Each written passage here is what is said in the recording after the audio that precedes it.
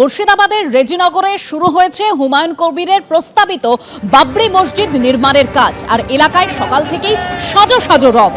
ভোটের আগে এই মসজিদ নির্মাণ ঘিরে রাজনীতির পারদও চড়ছে। ইট গেঁথে আনুষ্ঠানিকভাবে নির্মাণের সূচনা করেন সাসপেন্ডেড তৃণমূল বিধায়ক হুমায়ুন কবির। গত বছরের 6 ডিসেম্বর রেজিনগরে বাবরি মসজিদের শিলান্যাস করেছিলেন হুমায়ুন কবির। মসজিদ নির্মাণে মোট 50 থেকে 55 কোটি টাকা খরচ হবে এরকমই দাবি করেছেন তিনি। হুমায়ুন কবিরের আরো দাবি, 2 বছরের মধ্যে কাজ শেষ করার এগ্রিমেন্ট করেছে কেরলের নির্মাণকারী সংস্থা।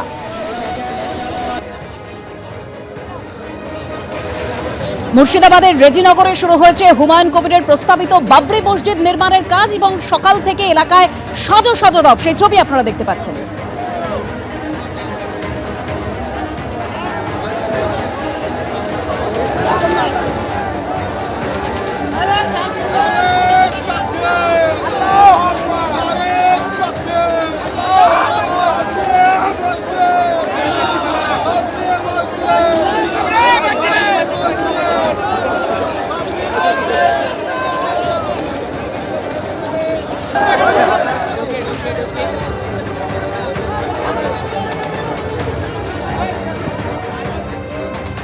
ডিসেম্বর মাসের 6 তারিখে বাবরি মসজিদের জন্য ভিত্তিপ্রস্তর স্থাপন করেছেন হুমায়ুন কবির এবং তার পরবর্তীকালে তিনি ঘোষণা করেছিলেন যে বেলডাঙ্গায় মুর্শিদাবাদে বাবরি মসজিদ নির্মাণ করবেন এবং সেই মতো আজকের থেকে আনুষ্ঠানিকভাবে একেবারে বাবরি মসজিদের যে নির্মাণ কাজ সেটা শুরু হয়ে গেল।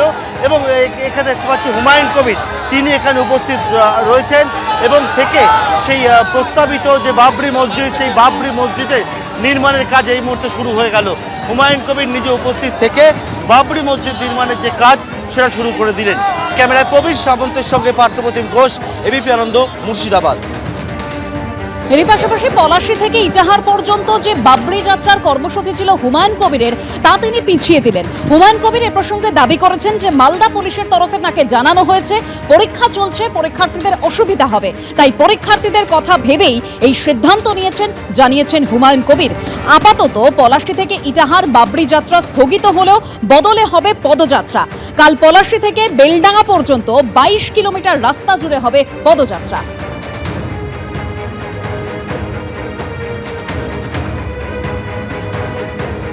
বাবরি যাত্রাটা আমাদের মূলত ছিল 100টা গাড়ির কনভয় নিয়ে, মাঝে মাঝে যে ঘনবসতি বা মানুষ যেখানে আছে সেই জায়গাতে হাঁটতে, তারপরে গাড়িতে চেপে এটা 235 কিলোমিটার যাত্রা করার কথা ছিল। মালদা পুলিশ প্রশাসনের অনুরোধে তিনারা কাল রাত্রি 10:30টার সময় আমাদের জেলা নেতৃত্ব রয়েল ইসলামকে ডেকে অনুরোধ করেন, যেহেতু পরীক্ষা চলছে সেই পরীক্ষার জন্য উনি বলেছেন যে আপনি যে কোনো, দরকার হলে 14-15 ছুটি আছে, 14 তারিখ শনিবার ছুটি আছে, 15 তারিখে রবিবার ছুটি আছে, এখানে করুন, আমরা সহযোগিতা করব বলেছেন। কিন্তু আমি 14-15 করছি না। কালকে আমাদের যে পলাশীর যে মনুমেন্ট, সেই মনুমেন্ট থেকে পুরো NH-12 হয়ে পুরো বাবরি মসজিদের যেখানে স্থান সেই অবধি 22 কিলোমিটার আমরা হেঁটে কমসে কম 50,000 লোককে সঙ্গে নিয়ে পদযাত্রা করব। হুমায়ুন কবিরের প্রস্তাবিত বাবরি মসজিদ নির্মাণের কাজ শুরু হয়েছে মুর্শিদাবাদের রেজিনগরে। সেই ছবি আপনারা দেখতে পাচ্ছেন। ইট গেঁথে যার আনুষ্ঠানিকভাবে সূচনা করেন তৃণমূলের সাসপেন্ডেড বিধায়ক হুমায়ুন কবির। গত বছরের 6 ডিসেম্বর রেজিনগরে বাবরি মসজিদের শিলান্যাস করেছিলেন হুমায়ুন কবির। মসজিদ নির্মাণে মোট 50 থেকে 55 কোটি টাকা খরচ হবে দাবি করেছেন হুমায়ুন কবির।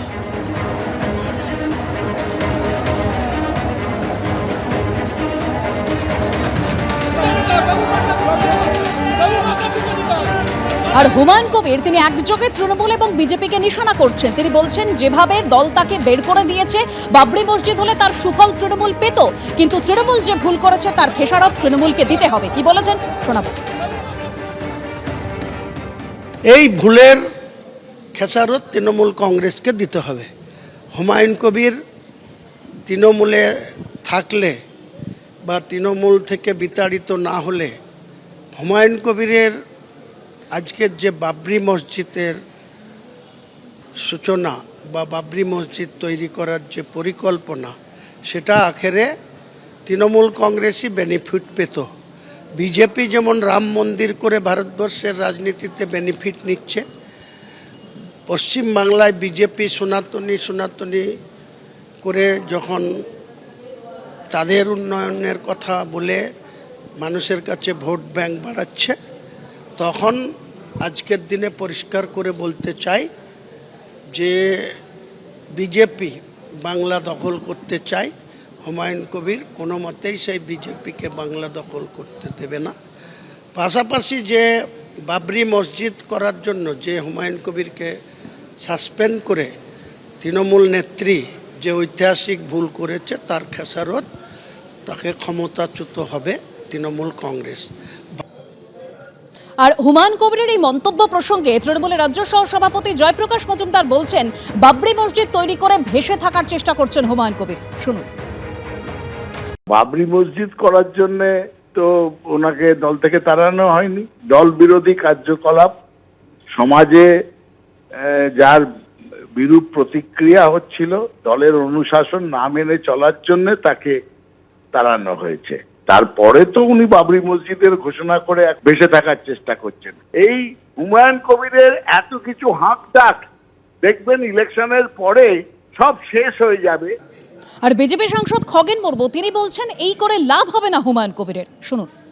তৃণমূল কংগ্রেস এসআইআরে সেভাবে মুসলিমদেরকে রাস্তায় নামিয়ে, মাঠে নামিয়ে, এখানে সরকার বিরোধী যে সমস্ত কথাবার্তা বলছিলেন, যে স্লোগানগুলো দিচ্ছিলেন, সেটাতে মুসলিমরা সাপোর্ট করেনি। তাই এখানে বাবরি মসজিদ বলে যদি মুসলিমদের সাপোর্ট পাওয়া যায়, এবং মুসলিমরা যেহেতু সরে যাচ্ছে অন্যদিকে, সেখানে মুসলিমরা যদি বাবরি মসজিদের নাম করে হুমায়ুন কবিরকে সাপোর্ট করে, তাহলে আলটিমেটলি আবার নির্বাচনের পর এই হুমায়ুন কবির আবার তৃণমূল কংগ্রেসেই হচ্ছে তার সাপোর্টটা দেবেন। এইটা কোনো লাভ হবে না। নির্বাচনের আগে রাজনৈতিক মঞ্চ থেকে দেদার প্রবচন কানে আসছে, কিন্তু সেই সব প্রবচন স্ক্যান করে আদতে কি সারমর্ম উদ্ধার করেছে জেন জি? বোঝালেই তারা বুঝছেন নাকি অন্য কিছু ভাবছেন? চলুন আজ দমদম বিধানসভা কেন্দ্র ঘুরতে ঘুরতে দেখি জেন জি বলছে কি। আসুন আমার সাথে। আমি 10-এ 10 দেবো, কারণ এখানে উন্নয়ন খুবই ভালো। পুরো জিরো।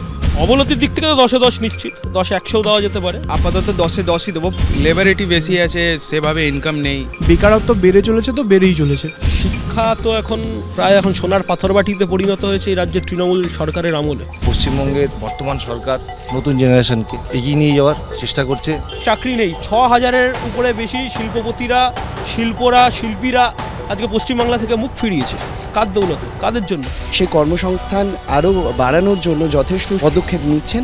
যুব সমাজ বলুন, ছাত্র সমাজ বলুন, আমার এলাকায়, আমার পাড়ায় অনুকূল পরিস্থিতি নেই, সমস্তটাই প্রতিকূল। এখানে দাদাকে যখনই ডাকি তখনই আমাদের বাড়ির সামনে আসে, যখনই দরকার হয় তখনই পাই। উন্নতি তৃণমূল নেতাদের শুধু পকেটের উন্নতি, সাধারণ লোকের তো এখানে উন্নতি কিছু নেই। আমরা এতক্ষণ দমদম বিধানসভা কেন্দ্রের বিভিন্ন অঞ্চলে ঘুরে ঘুরে একদম নতুন মানুষ যারা এই যুগ, এই জেনারেশন অর্থাৎ জেন জি, তাদের নানান রকম মতামত শুনলাম তারা কি ভাবছে আগামী দিন সম্পর্কে, কর্মসংস্থান সম্পর্কে। আমাদের তো অবশ্যই চোখ থাকবে আগামী বিধানসভা ভোটের দিকে, আর আপনাদের কিন্তু চোখ রাখতে হবে এবিপি আনন্দে, কারণ এখানে কিন্তু আপনারা দেখতে পাবেন জেন জি ভাবছে কি। আজকে খানিকটা বোঝা গেল জেন জি ভাবছে কি, কিন্তু আরও অনেক বিধানসভা কেন্দ্র ঘুরতে হবে এবং নতুন ভোটারদের, নতুন মানুষদের, আগামী প্রজন্মের মতবাদটা আমাদের জানতে হবে, তাদের ভাবনা চিন্তা সম্পর্কে ওয়াকিবহাল হতে হবে, কারণ জানতে হবে, বুঝতে হবে যে তারাই কিন্তু আমাদের ভবিষ্যৎ। তাহলে আপনাদের চোখ থাকুক এবিপি আনন্দে এবং দেখতে থাকুন জেন জি ভাবছে কি। এবিপি আনন্দ, এগিয়ে থাকে, এগিয়ে রাখে।